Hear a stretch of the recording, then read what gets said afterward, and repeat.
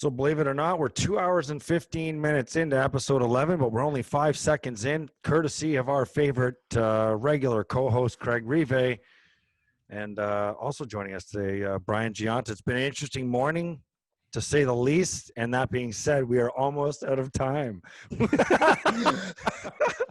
so it's not even funny. That's not even funny. I don't want to start the show like this. I'm already super irritated. Gio, you're a trooper, man. I gotta tell you, I gotta put up with this shit. I'm on Riv's time. I'm on Riv's time. I gotta put up with this shit. I don't have a choice. Okay, you have a choice, and you stuck through it. But that's all we'll say about that. We're not gonna spend too much time with that. How are you guys doing? I'm doing great. Doing shitty. I'm so irritated right now. I buy a microphone. I mean, I spend way too much on it, and apparently it's too complicated for the computer that I just bought that was brand new. I mean, what is going on here? So I had to go over to actually Gio's house today and see if I could plug all the stuff into his computer to see if it all worked. And no, everyone's going to see that, because what you don't realize. And Gio laughed because he didn't realize it until he actually focused on his computer again, is that I was recording that whole fiasco, that you actually had to physically drive over to Gio's house to test out your microphone. Well, it doesn't surprise me that you would do that then. Well, the best part is when he stormed off, like after we figured out the problem. He just packed his shit and was I supposed to say goodbye? No, I'm just saying you left all flustered over it. It just stormed out of the house. I'm like, it is me and worthy Peter of a just goodbye. laughing. Listen, I'm going to tell you, I like talking hockey. I like talking life. I'm going to tell you this. I am not a technician, or these computers and microphones and cords and everything else. That's not my place. So all right. Anyway, we figured it out. You're off the hook. We're ready to rock and roll. Hook. And we're proud of your efforts. Only a month late, but listen, we're there. Before we get into hockey talk, so Sidney Crosby launched someone into the boards last night. We'll talk, should there be any supplemental discipline for that. State of the Buffalo Sabres, gentlemen. Dylan Cousins versus Connor McDavid. And who would have thought that Cousins would have come out on top so soon in his career? And we'll talk about that and some other things going on around the league. But I got to bring something up with you guys, and I kind of mentioned it to you a couple of weeks ago. So it's kind of had time to breathe a little bit. But I was at Chipotle, and I tweeted out the picture, so like everyone can see it. But so I'm at Chipotle, and I need a life scenario from you guys. So I'm standing in line. I walk in, and normally it's pretty busy. There's one person in front of me. Hasn't ordered yet because the person in front of them is just wrapping up, throwing on their lettuce, which is at the end, and then moving on. So the next person orders. Okay, it's one person in line. They don't look back and see that it's just little old me, lonely, standing there. And so you're the only one in the place. I'm the only person in line next or behind this person. So everyone else is eating. So there's no one behind me.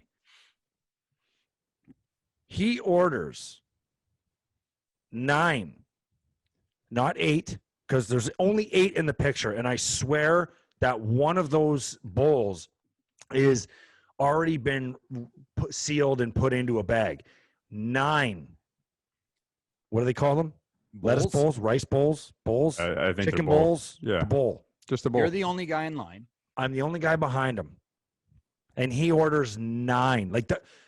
9 burrito or 9 bowls. I order 1 burrito. Okay, so the guy gets through rice, beans, what kind of protein, slides 9 down. Now I'm standing there. So now I'm thinking to myself, I'm going to get the burrito. They're going to prep the burrito, throw the rice and chicken on there that I want. And half the time Chipotle never has those sauteed veggies ready to go. They're always out. But so, and I'm like, they're going to push mine to the front of the order, right? Because there's 9 bowls there. 9 bowls later, my cold burrito. I think this is on you, man. I think that's on you. Why can't you just step up and say, hey, Bubs, I'm ordering one. You're not serious. Are you? What do you mean? Am I not serious? You're sitting in line. There's with one person in front of me, and I'm sitting And there. he You ordered think I 9? assume that one person's going to order 9 bowls? Like that's a call-in order. I know, but when he ordered the 9 bowls, can you basically tap him on the shoulder and say, "Hey, Bubs, can I order my one burrito before you go?" I wasn't focusing on his order until like they started unstacking all these bowls. I was looking at texting, looking at Twitter. I don't know what I was doing, but I was standing there and the 9 bowls came up. I'm not going to ask to go in front of them. I'm sitting there in complete disbelief that this person wouldn't turn around and say, "Hey, I'm ordering 9 bowls. Are you ordering 10? Because if you're ordering 10, I'm going ahead of you. But since you're only having 1 or 2 burritos, I had 1 burrito." I think that's just common courtesy. Like, you have a huge order. You got one person behind you. I think that's on him to turn around and say, "Listen, what are you getting? You can go ahead of me. I got a big order. Go ahead." Hey, You even do if that everywhere. Everywhere. if I'm like getting Wegmans, go ahead. grocery store, Yes. Go ahead, Gio. everywhere. You do it everywhere. That's what a courteous person does it everywhere. Yeah, there's a lot I of pull up- jackwads in this world, and sometimes you just need to say when the guy orders 9 bloody bowls, you sit there and say, "Hey, buds, I'm going to order 1. You mind if I jump in front of you?" Like, come on. Yeah, So but where's this listen, taught?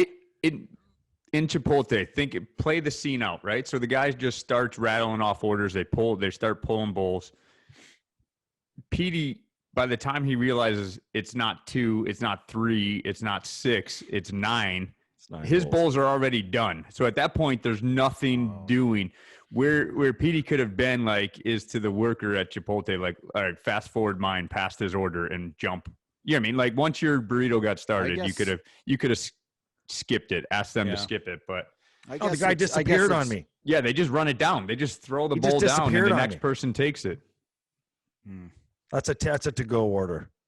Yeah, I think it kind of comes down to the mood you're in. If you're not in a rush, you're having a sweet day. I think you're just like, you know what? Don't worry about it. It's don't sweat the small stuff. But the goddamn mood I'm in right now, that would be YouTube worthy. I am not sitting there right now. I'll tell you that right now. Not only am I going to sit there and say, "No, buddy, can I order my 1 bowl?" I'm not.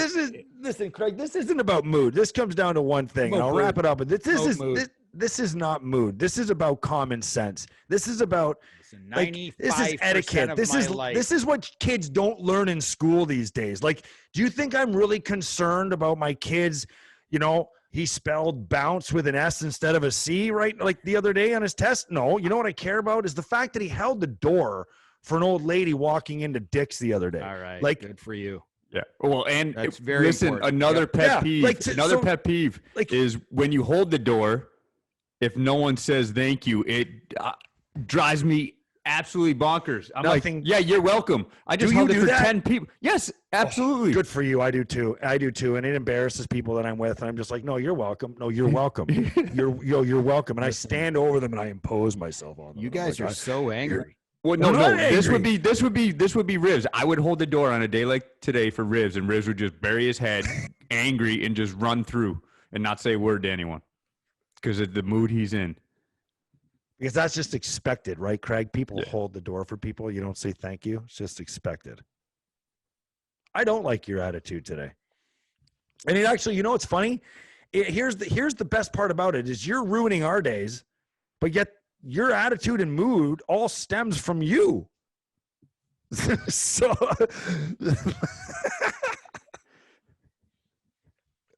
is your screen frozen? No, it's not frozen, but I'm going to be a bigger man. I'm going to zen things. Everything's good. Anyway, everything's great. This whole Chipotle thing or Chipotle, I still don't know how to pronounce it. It just pissed me off that day. And I just thought, you know what? If that were my son, I'd be saying, you know what? Have a little courtesy.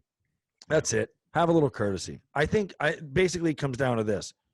We as parents, and that's our demographic, we got to do a better job, get our heads out of our asses, and teach our kids etiquette and manners and Common sense should be a subject in school.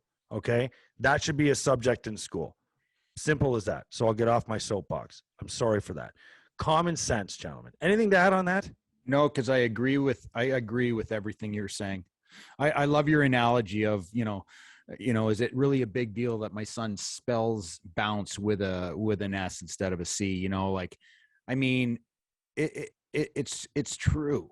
I mean, it's about life skills are so important. And you know what? These life skills that I think you and I have to go back and look at our grandparents.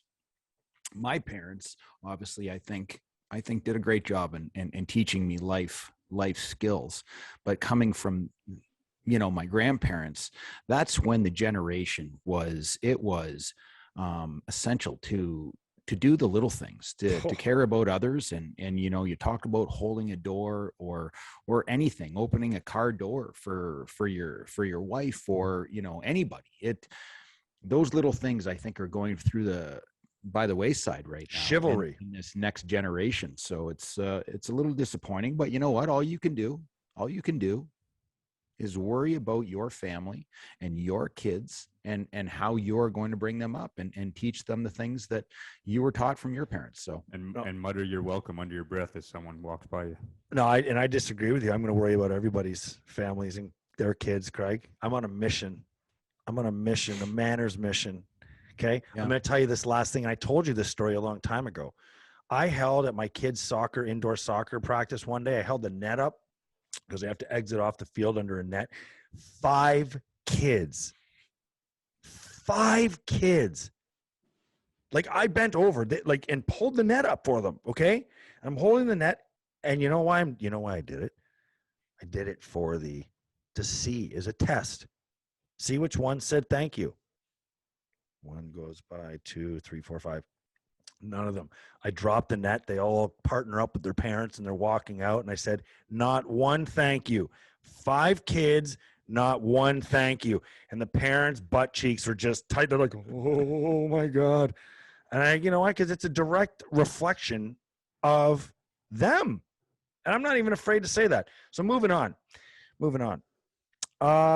Sidney Crosby threw someone in the boards last night. Do you guys feel like before we get into State of the Sabres, like that should be looked at by the league? Dangerous play. Pat Coletta does that. Andrew Peters does that. Ryan Reeves, who's another rat in the league right now. Hurry. Off the top of our head. Anyone. Dirty. Gudis. Subban. Radko Gudis. PK Subban. We haven't heard anything from Radko Gudis in a while. Yeah, he's been good. Well, okay, bad example. It's 2 years old, expired example. And point is, should there be any kind of discipline on this play? He was clearly frustrated. Unfortunately, it comes down a lot of times. It comes down to injury. It comes down to the injury or lack of injury comes into play when player safety is dealing with stuff like this. So he throws them, nothing happens. The guy bounces up. There's nothing. Between that and a double standard of who's who in the league, that's why I don't think there won't be a fine. There won't be a suspension. I don't know who was on, but he just I'll look at it. I think it makes a difference in this game nowadays and how they serve up their discipline. Do you think if someone did that to Sidney Crosby, there'd be discipline right away? Absolutely. No question about it. Okay. Protect the stars. Do you agree with it?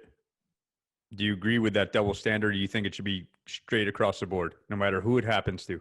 I think it gets dangerous if you're just going to be trying to protect certain players. I think that it has to be across the board. And I think for the most part, for a long time, they've been pretty consistent in how they've done things. But Sid the Kid, I mean, it's what was this? His first game back? Yeah.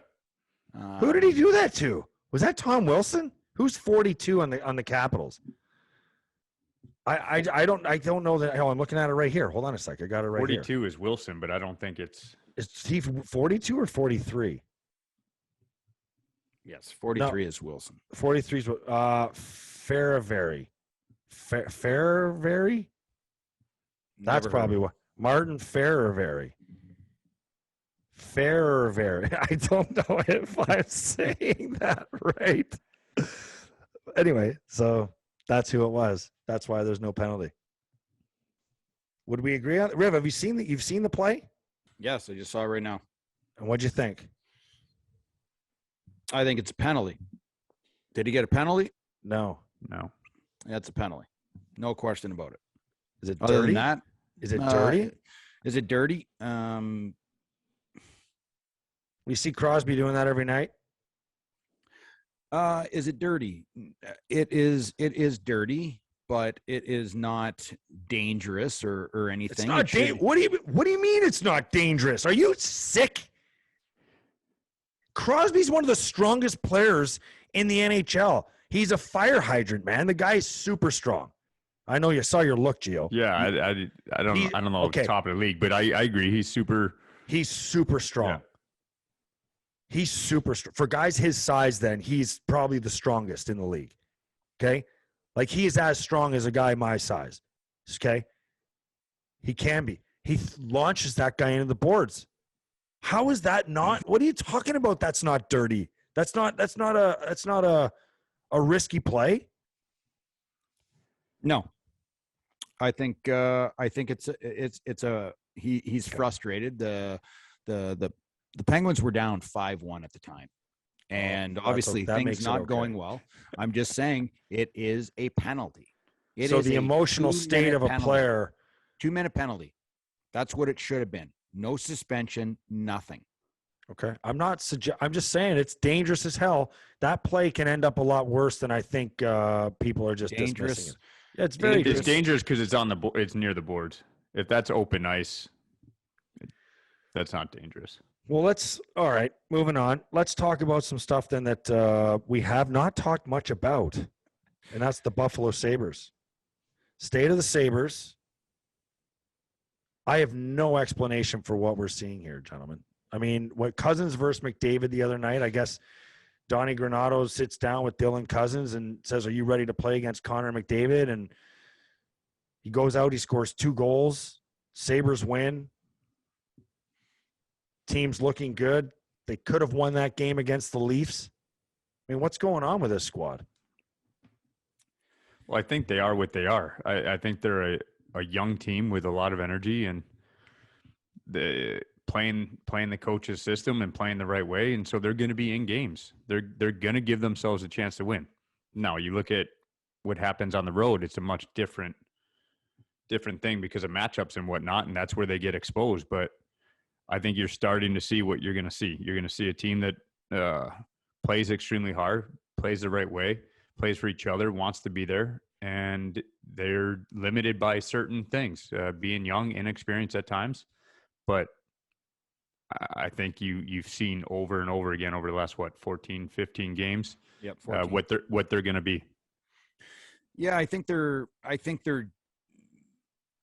you're seeing some really good things from a number of players on the team. I'll tell you right now that Tage Thompson, Jeff Skinner, and Rasmus Dahlin line is really playing well. They're clicking. Jeff Skinner, as much as he'll never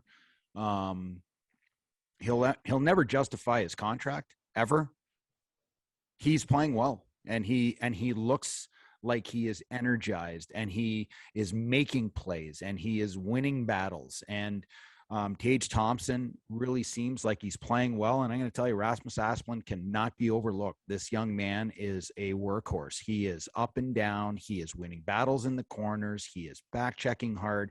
He does all the grunt work for that line. And you're seeing some good things. You got to remember, 2 of the top players are not playing. Casey Middlestat and Victor Olofsson.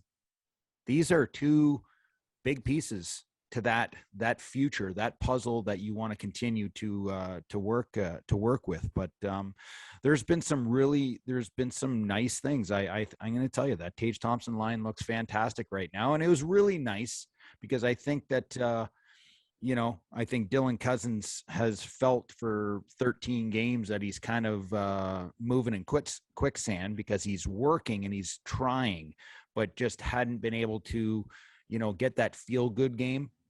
Well, that game against the Oilers was a feel-good game. He had a huge matchup against two of the very best players in the National Hockey League with Draisaitl and McDavid. Yeah, I honestly thought the Oilers. I thought there was a chance the Oilers could have put up 8 on the Sabres the other night. So I was rather shocked and surprised and impressed that the game ended the way it did. Obviously a close one against the Leafs, which is not something you want to hang your hat on as a good team, but I guess as a young team, maybe you can find some of those moral victories in a game like that. But overall with this team, what is me personally? I mean, I think this is not a shot at Jack. I just think now that the Jack saga is over and that's away from the team, I think is a different minded group. And I think it has been since the start, but from the standpoint of skill and style of play and coaching, where is this team different from past years that might show more optimism for their fan base? Well, I'll touch on it first, Riz, but I think a few things. You touched on it a little bit. There's been some change. Kev's talked about it. Kevin Adams has talked about wanting to surround and get guys in the room that want to be there, that want to be a Sabre, that want to be a part of the solution. So you have that. And I think what you also have is they had an extremely hot start. They go on that road trip, have a not a great road trip. And so now it's about looking what happens after that. What was the response? Did they fold and just kind of shell up and go into a corner and continue to play the way they did and sulk about the road trip? But they didn't. They came back against a couple extremely talented teams and pulled out a win, and also was in that Leaf game. So I for me, it's about the response. In years past, that team would have just gone into the shell and just folded from that tough road trip and let that spiral out of control. But I think their response after that is says a lot about what this group has, and they have limitations. But I think for the fan base, you got a 500 club right now, 14 games in, approaching Thanksgiving and 20 games in. You know what you have now. You know what type of team you're going to have. And this fan base wants a team that's just going to compete. They want a team that's going to show up every night and work hard and lay it out there. Doesn't mean they're going to win, but it means they're going to be out there giving it everything they had and just going to work and not worrying about what happens, not worrying about any interior or exterior influences coming into play. I think they just want to play hockey and want to be a part of the solution. And I think that starts at the top with whether it's Kev or with Granato setting the tone within that room. I think a lot of them are happy where they don't have to talk about Jack anymore. They don't have to talk about Sam Reinhart and Rasmus Ristolainen and all the players that they do not have. That group right now is focused only on what's in that dressing room.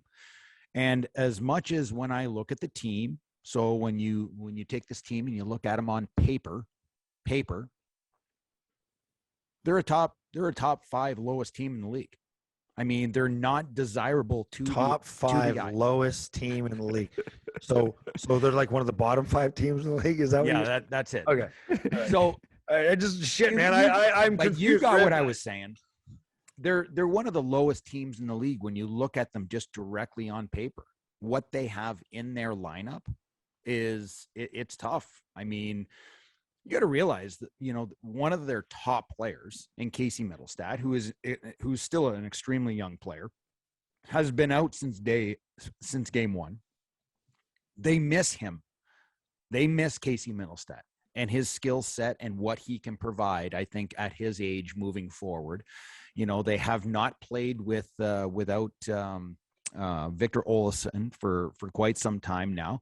He's a game changer. He's a goal scorer. He's a power play specialist. They miss him in this lineup, and they still continue to push forward. And it's through Don Granato and his coaching staff and what they're trying to teach this young team, the structure in which they want to play. They have structure.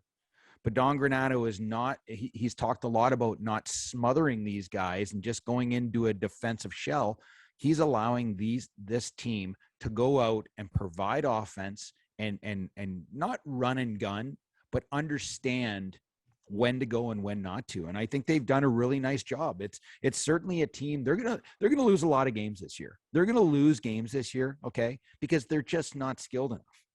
They don't have and experienced enough experienced. They don't have, when you more so I think maybe we're at a point now with this team where maybe they lack experience versus skill. Now, granted, Craig, I know what you're going to jump down my throat about. You're going to say, well, they don't have a Jack Eichel type player.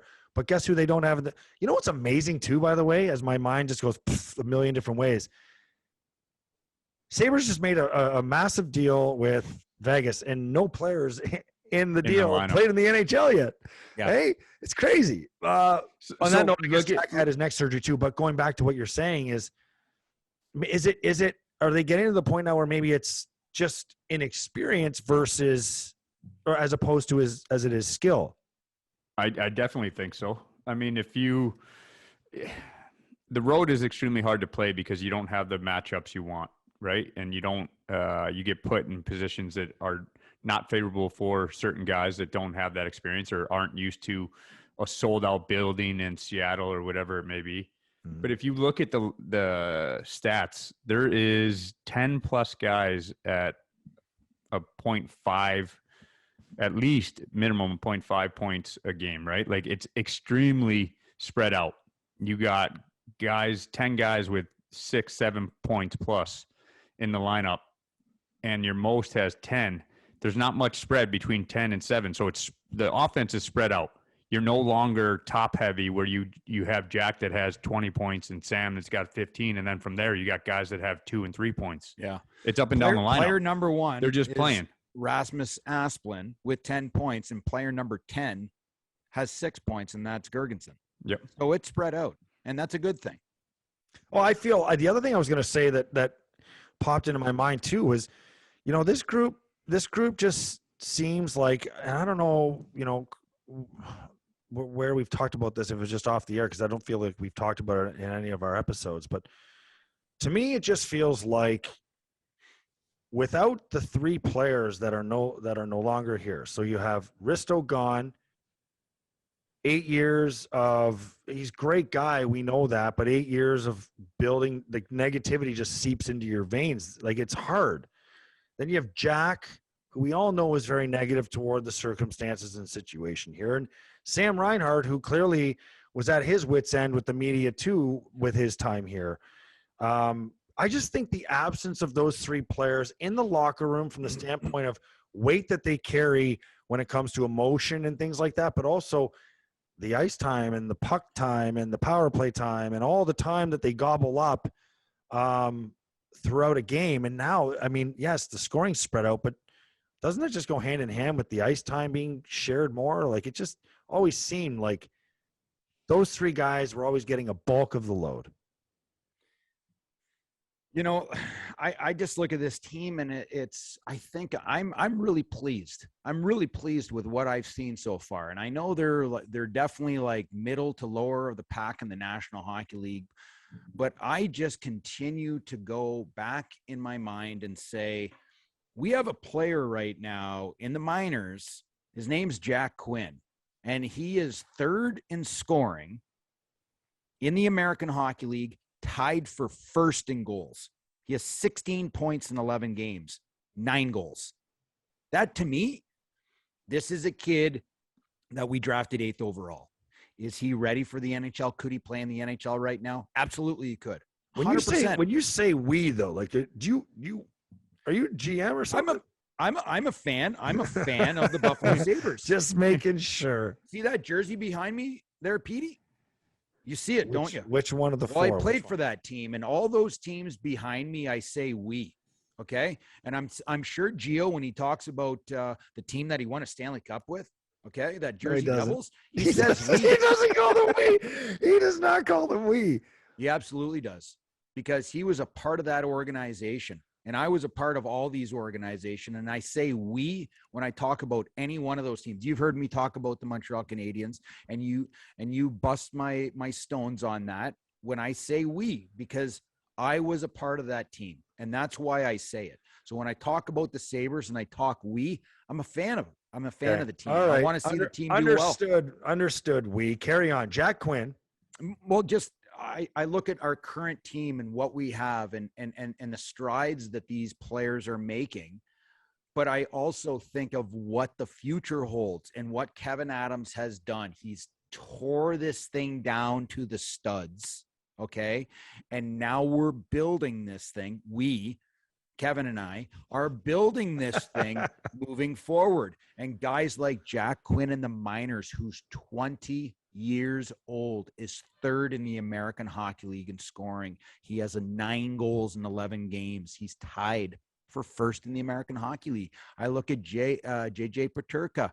He's got 13 points. He's a 19-year-old kid. He has 13 points in 11 games. This is a really, really good sign. You have Matthias Samuelsson that just got sent down a little while ago. He has 5 points in 5 games. He's a 6'5", 230-pound man-child that is developing and playing tons and tons of minutes. I'm going to tell you this. There's a lot of good. And again, I go back to the Sabres. I love what I see. But then all of a sudden, I take my 13-year-old son to a tournament in Detroit. Okay. And some of my parents went to that game and they came back that night after Michigan played Michigan State, and they're shaking their head going, Owen Power is an absolute man-child. He dominated how he defends, how physical he is, how he moves the puck, how he skates.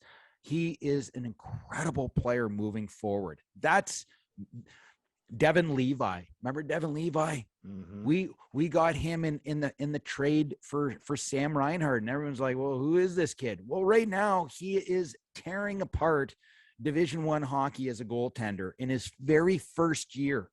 He is unbelievable playing for Northeastern. All of these things, to me, is what puts a smile on my face. The players that are playing now continue to develop, but no, we're not there where we need to be, but know that everybody else is developing in their other spots, and this team will form together a lot quicker than what you think. What I like to see, you talked about Peterka there, it's a mentality, right? So he had a great camp, could have made the team, should have made the team, whatever you want to call it, right? Like he had a camp that he earned a spot on the team. He gets sent down, young kid, development, whatever you want to do, right call, right? But flip it onto his side. He comes in and does everything he can to make the roster, make the team. Disappointment, right? Like every time you get sent down, there's going to be disappointment, but he's at 13 points in 11 games. He didn't go down and sulk. He's down there just playing his game and waiting his time. So I like guys with that type of mentality that they get sent down. Their agent isn't calling the GM. They just go out and handle it, right? Like you get sent down from your first camp, you go down and you play. You play until you get a call up, till that coach calls you into his office and says, you're going up. You got called up. How often did you see that when you're in the minors? Yeah. I saw it a lot in Montreal. We had guys that got called up, and the guys that got called up should have been playing in the NHL. Yeah. Should have. They were good enough, but then they got sent back down. And you cannot believe, as a very young player, when I was 20 years old, I got to witness and watch the different personalities and how they dealt with adversity, how they dealt with, they should be playing for the Montreal Canadiens, but they got sent down. And how did they deal with that? And I got to witness all of it. And it was incredible to watch, because it's something that I learned, and I never told anybody, never told the guys sitting beside me, but I watched the difference, how some guys pouted. They wouldn't go to the training room. They wouldn't ride the bike after practice. Soon as practice was done, they were so pissed off that they got off the ice. Like, I'm going to show the coach that I'm pissed off. Well, you're only hurting yourself. Yeah. And the mentality of walking around the room, right? Like, I'm too good for the guys that are here in Albany or whatever it may be. Like, I should be up. I shouldn't be down here with these guys. Like, yeah, but sometimes that's acceptable, though. I mean, come on. Sometimes, maybe not in this particular case, but sometimes it's got to be. you can show that you're not happy, but you don't change your daily habits. You don't change the type of teammate you are, because it's not those guys. It's not the guys in that room. In this case, Roch, or in I don't know where Montreal's farm team was at the time, Rivs, but like it's not those guys that are in the room. It's not their fault that you disagree with their decision. Go down, work hard, and handle it. I'll add, you guys have talked about a lot. You've talked Paterka, you've talked Owen Power, you've talked Jack Quinn with things that are going on well with the Sabres and the Miners, and we've talked about the big club too. But I'd like you to dissect Dahlin's game a little bit, Riv, for everybody before we get out of here. But the one thing I'll say about, if you look at their cap friendly, their salary cap space, and then on top of it, they have 4 first-round picks, the Sabres that is, in the next 2 years, 3 next year, and 4 second-round picks. So 1 this year coming up in the draft, and then 3 the next year. So they're stockpiling picks in the process here while developing this team on the go. And speaking of developing, how is Dahlin's development bid, River? Because, I mean, you just go on the social media scouting forum there called Twitter, and everyone will tell you that he is complete and utter dog shit. But he's been walked a few times. But how's his game look to you? You're my fallback for defensive analysis around here. He certainly shows signs of maturity and moving in the right direction. And listen, I mean, he is still very young, and it takes time. It really does take time. And I know people are rolling their eyes and they don't like to hear this, but the reality is defensemen take longer, and some pop right away. You look at a Cale Makar, who has done so exceptionally well. He walked into, to the Avalanche, and he's produced right away. But he also came on to a very strong team with a tremendous amount of firepower, and they were more established. Rasmus Dahlin's been in a tougher situation. He's been on a team in his first 3 years, and this being his 4th, that they're trying to find their way. They're trying to find that transition. He is a big part of this team. He is a big part of the future. He is going to make mistakes. He is going to be in a situation where he's going to make mistakes, and the players that he's playing with are not going to be able to back him up because they just maybe not at the level yet. But to make a long story short, I see some good and I see some bad. There's things that he is continuing to improve on. They are putting him in situations where he's playing against the top players on the other teams. He's learning as he goes. That he is an open book. He's learning from his mistakes, and he needs to get better in certain areas. But there's a lot of areas that he does exceptionally well too. Do you Rivs, as a D man, or any player for that matter, do you put stock in when you're looking at a stat line, right? And you're looking at penalty minutes. So I'm looking at the stats. He's the most penalized player on the team. All of those minors. Do you look at that he's got more development to be had, that the game at times he's chasing it, like that he's having to chase the game and take penalties? And I have no idea what his penalties are. I'm just looking straight stat line, and he's got 12 minutes, 6 minors in 14 games. So do you look at that as a D-man when you're analyzing your own game? All right, I'm chasing the game here. I'm taking too many minors. I would do that as a forward, right? Like and the penalties are different, right? Like a roughing penalty as opposed to a stick penalty, tripping, hooking, things like that do come into play. I'm just curious, right? Like his plus minus is good. It's at 0, fairly good for a guy that's your power play guy. That didn't he win the green jacket last year? Yeah, he's going to get points on the power play, so that's not going to help his plus minus. So you got some good things in there that he's even, and then he's the most penalized player on the team. Do you put any stock in that? He's also, I don't know if you guys see the same thing, but he's got some feisty to him. He is not afraid to clear that net, or if someone's trying to take advantage of him, he is not taking anything. And that's good to see. I wish there was a defenseman that they could stick with him that, could solidify him a little bit more. I think the players that he's been playing with right now are basically Band-Aids, and they're just trying to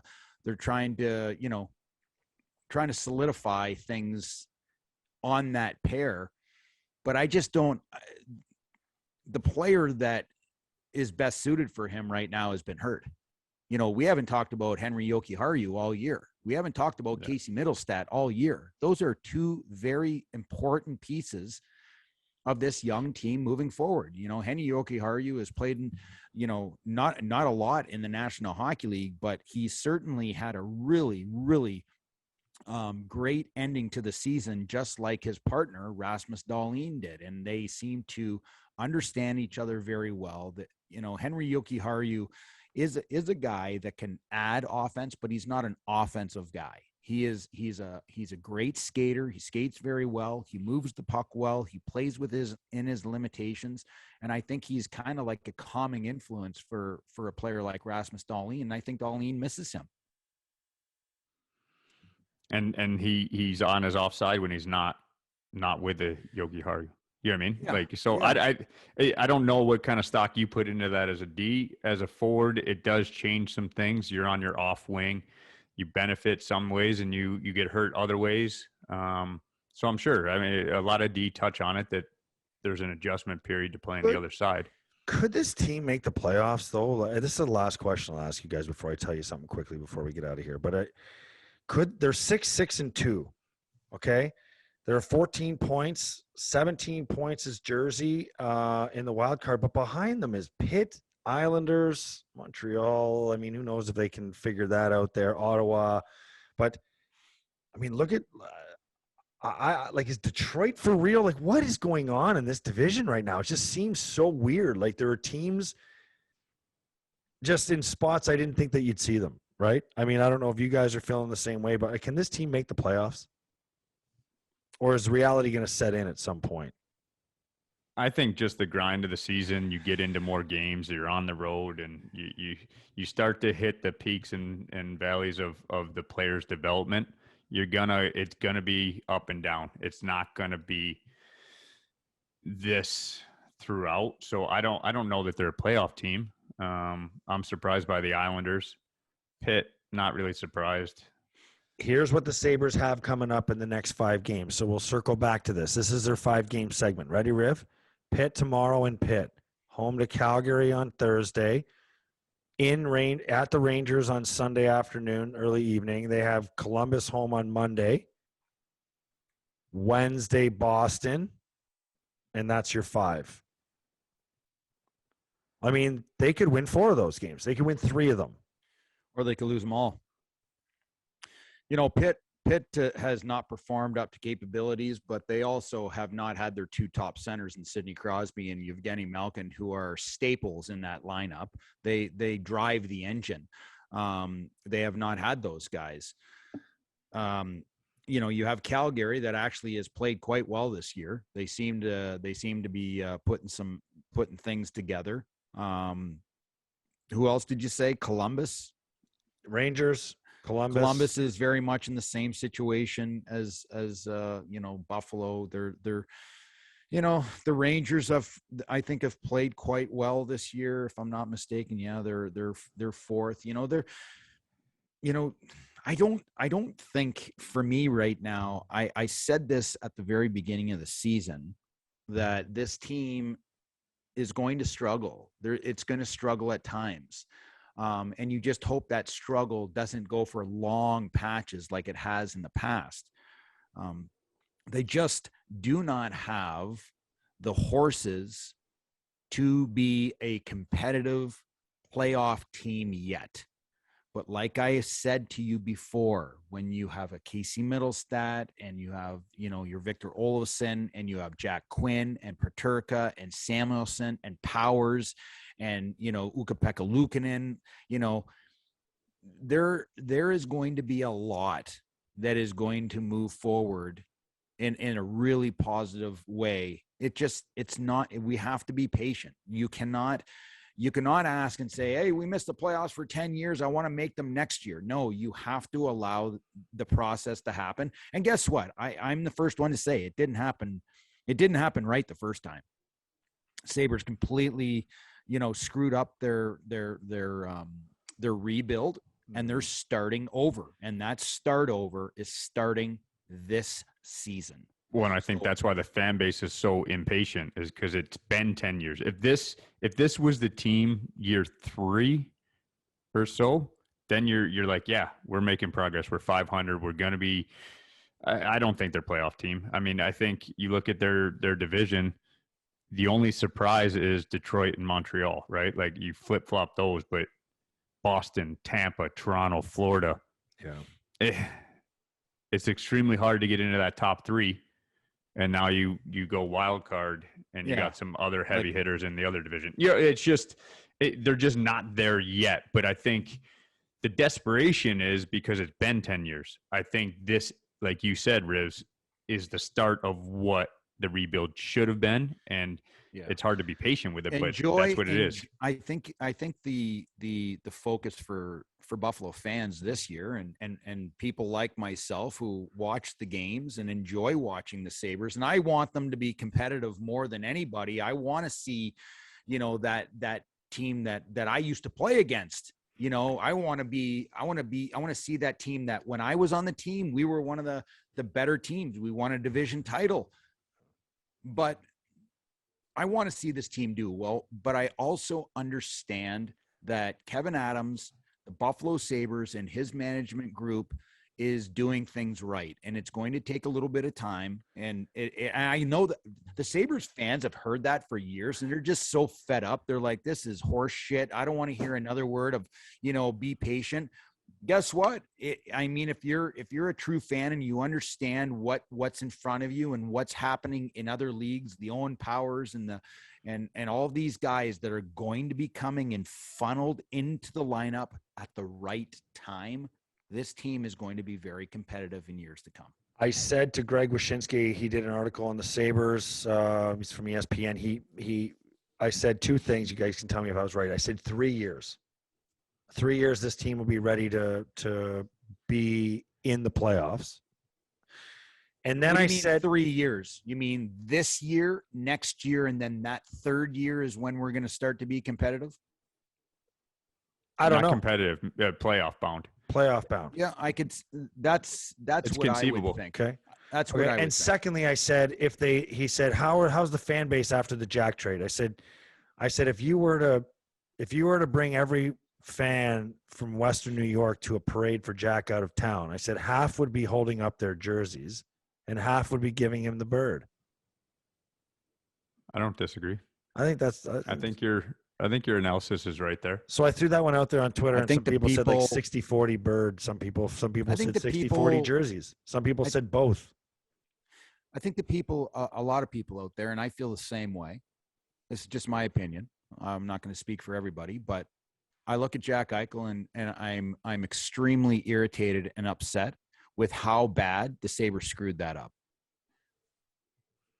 This is Jack Eichel is frustrated after 6 years of being one of the worst teams in the league. I don't blame him.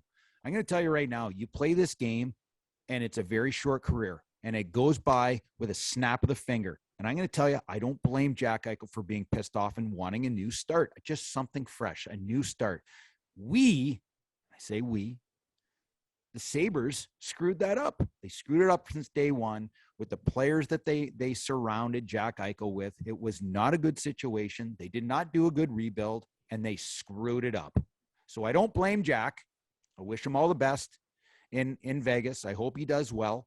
That being said, I'm happy that he's gone. I'm happy that heavy, dark, weighted cloud is out and we can start fresh. He had his surgery. I guess it was successful. He'll be in Colorado for 3 weeks. And that's listen, like Riv said, the situation he was in down the stretch here for the trade and injury and wanting a certain surgery, as a player, you can understand why he wanted, one, to change a venue, and 2, to be able to control the surgery he's having. That does not change what has happened in the last 5-6 years. But for me as a player, like, those 2 are big things, and I wish him the best. But I do think it is a much different team and a more positive team going forward. Not a better team. It's not a better team because we just traded away a top 10, 15 player in the entire world. But I'm going to tell you, I would do it in a heartbeat again and again and again. Jack needed to be moved. He needs a change. The organization needed to change. And I'm going to tell you, I'm super excited about a player that wants to play here. Okay. Alex Tuch wants to play here. Sabres fans are going to be very pleased when they see this man flying around on the ice. Yeah, I look forward to seeing him. Peyton Krebs is, he needs a little bit of time to season, just like all those other guys are. Oh, and people don't want to hear that either. They just want this kid to step in and play right away and light it up, so make the deal look even better. No. I love what they did. I love they put him down there. Yep. Hide him. Do it. Insulate him. Don't expose him. Right. We got to wrap up because Gio's got some priorities. I want 1 minute to say one more thing to you guys. Last week, we had a very impactful interview with Brent Sopel, and the responses have been unbelievable. I mean, and that's honestly, in all my years doing this, that's the most proud I've ever been behind a microphone and interviewing somebody with anybody or any subject. So that's a tip of the cap to you guys, especially knowing my situation, how comfortable I was, how good I felt after that conversation. And I know Brent did as well. But I just want to say a quick story, Riv. I was telling Gio when you had to leave and get a new microphone. I stopped into a store. I don't want to say the store. I don't want to be specific, but I went up to the counter, and a lady said to me, and I've seen her in the store before, and she always says that her husband listens to our show. And then when we made the move, she said, "Oh, my husband's going to continue to listen and follow you guys." And I stopped in there, and she just said to me randomly, this was on Friday, she said, "My husband said I need to listen to your last episode. Is it an episode?" I said, "Yeah, it's an episode. We're a podcast now." She said, "I'm sorry, I don't follow." But he said, she said, "Was it about alcohol or drug addiction?" I said, "Yes, it was." And I said, it was very, hard discussion, but it's a great interview if you have the time to go and listen to it. The guy is an inspiration. She said, "Well," and there were people around. She said, "Well, I'm an AA." And I was like, "Wow." I said, "Well, congratulations for recognizing and taking the step." And I said, "Are you sober?" And she said, "No." She said, "I'm battling with it."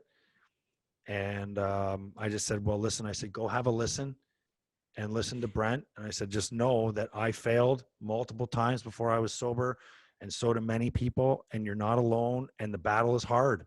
And just wanted you to know that we've touched people. We've done a good thing. So yeah. I appreciate you guys for that. So strong way to end this one. Great episode today. That's a wrap on another episode of After the Whistle. Don't forget to follow us on Twitter, After the Whistle, and at Craig Rivet 52, at the Instigator 76. And you can find us, as you already know, on Apple, Spotify, and YouTube, and anywhere else where you can get your podcasts. Thanks for tuning in. Don't forget to spread the word.